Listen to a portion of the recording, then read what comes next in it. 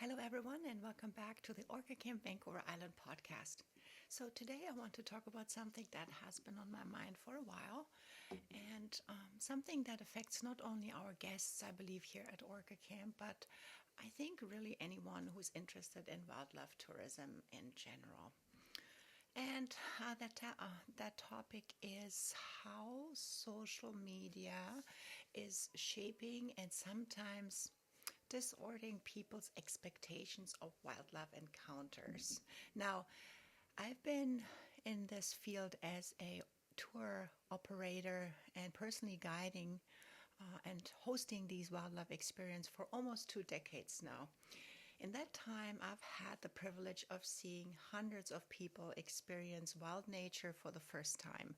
And watching orcas surface quietly in the morning mist, or hearing sea lions play in front of camp, barking across the water, spotting bald eagles in old cedar trees, or seeing just a black bear walking along the shoreline. And honestly, I would say about 90% of people leave here deeply satisfied and moved by the experience. But there's always a small percentage of people who walk away slightly disappointed. And even they saw orcas and sea lions, dolphins, bald eagles, and whatnot. And then, which in the world of wildlife watching, that's actually quite an incredible trip if you get to see the big fives, right? So I have asked myself the question, why would someone feel disappointed after seeing all of these incredible animals?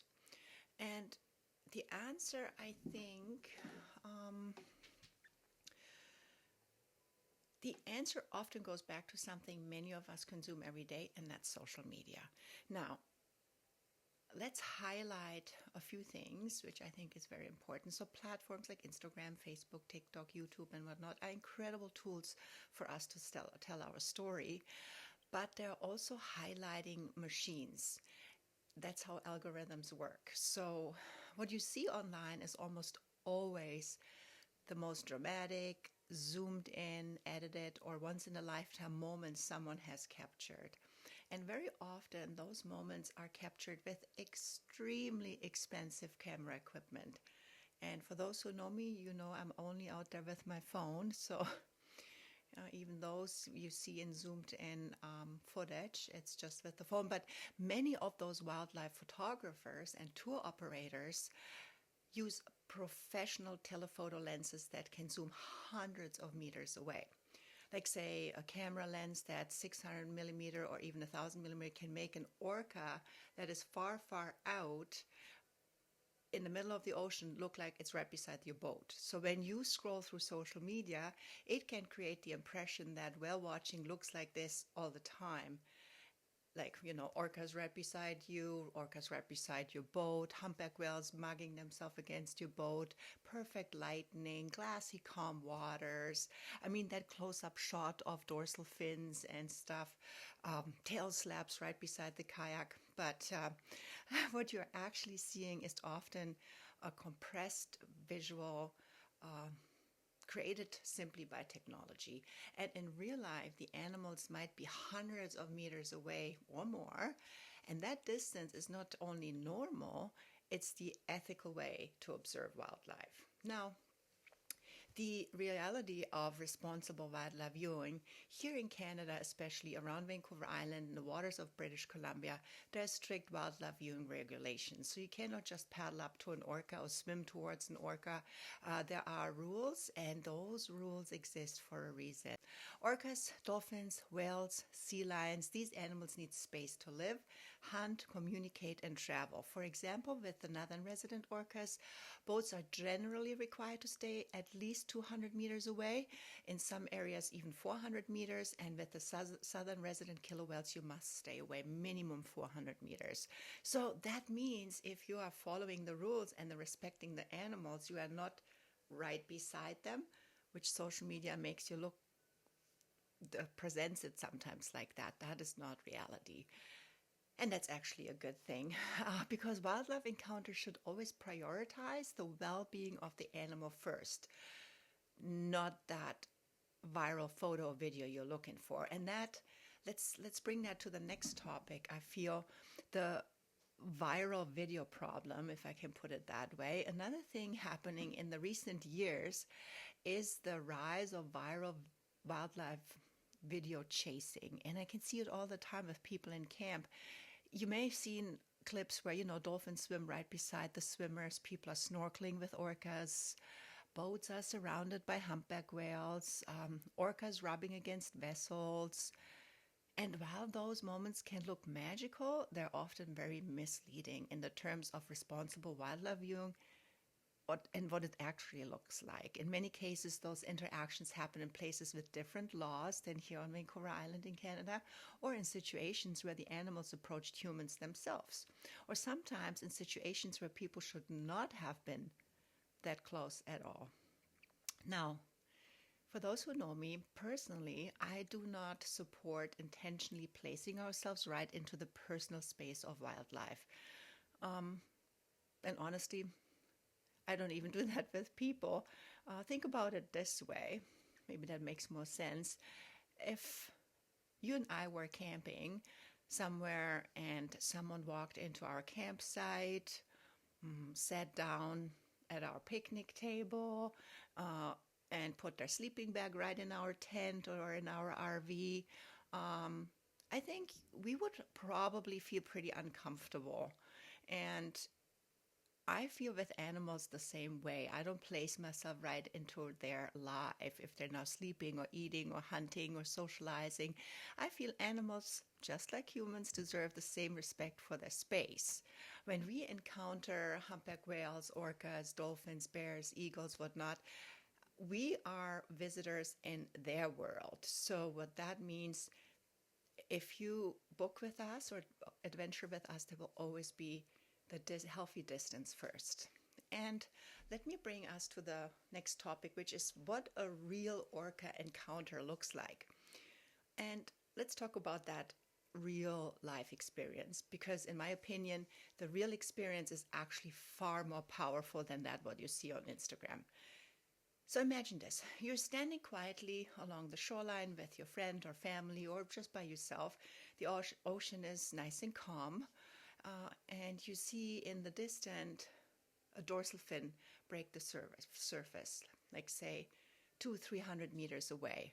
And then there's another orca and then another. And slowly you realize a whole family of orcas is traveling together. They surface quietly, they breathe, and they disappear again.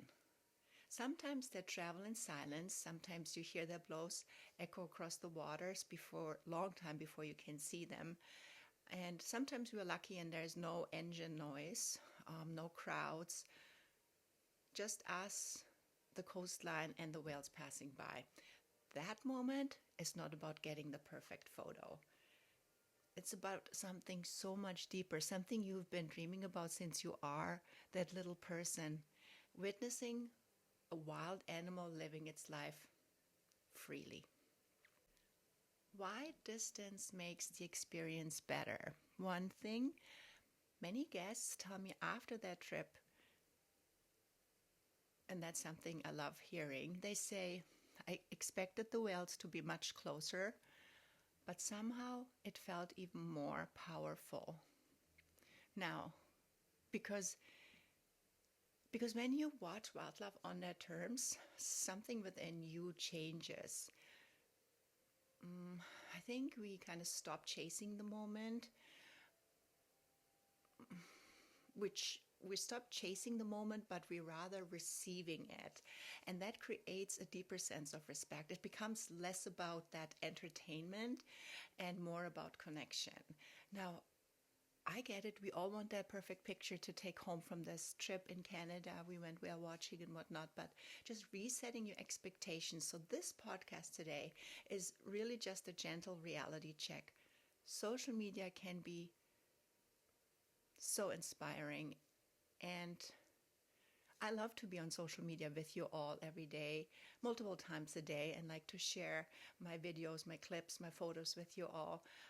And it can motivate people to explore nature, but it can also unintentionally create unrealistic expectations. Wildlife encounters are not performances.